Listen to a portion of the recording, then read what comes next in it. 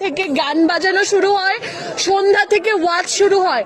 আমি ওয়াজ মাহফিলের বিরুদ্ধে না, আমি ইসলাম প্রচারের বিরুদ্ধে না, আমি কোনো কিছুর বিরুদ্ধে না।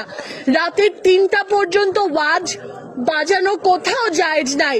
নাম্বার 2 কথা, আপনারা এখানে ওয়াজ করছেন, এখানে যতটুকু কথা, আমি একটা মেয়ে হয়ে যদি আমার কথা এখানকার সবাই শুনতে পারে, কেন আপনি ওখান থেকে কথা বললে এখানকার মানুষ শুনবে না?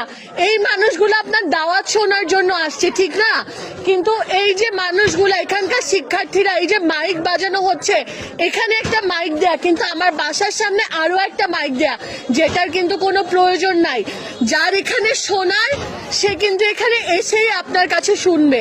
আমার এটা নিয়ে কোনো সমস্যা নাই, কিন্তু আমি আমার সমস্যার কথা 999 জানাইছি, আমি আমার প্রক্টোরিয়াল বডিতে জানাইছি, আমি পোস্ট করছি। কোথাও না হয়ে আমি একা একটা মেয়ে আজকে এখানে এসে দাঁড়াইছি আপনার কাছে।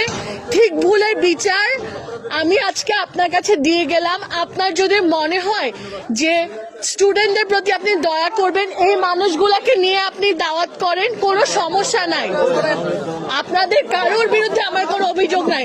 আমার অভিযোগ, আমার বাসার সামনে যে মাইকটা, ওইটা যদি একটু বন্ধ করে দিতেন, আমি আল্লাহর কাছে আপনাদের সবার জন্য দোয়া করতাম। আমি যেমন বান্দা, আমি পাপী বান্দা। এখানে সভাপতি আপনাকে বলেছেন প্রক্টোরিয়াল কোনো মানুষ থাকলে ওনার সাথে যোগাযোগ করার জন্য। এই বিষয়ে আপনি আর কথা না বললে আমরা আপনার কাছে কৃতজ্ঞ থাকবো। আপনি একজন নারী মানুষ, আপনাকে শ্রদ্ধার সাথে বলছি আপনি এখান থেকে চলে যাবেন। এখানে সবাই পুরুষ মানুষ, যদি কোনো অভিযোগ থাকে ওনার সভাপতির সাথে কথা বলার জন্য।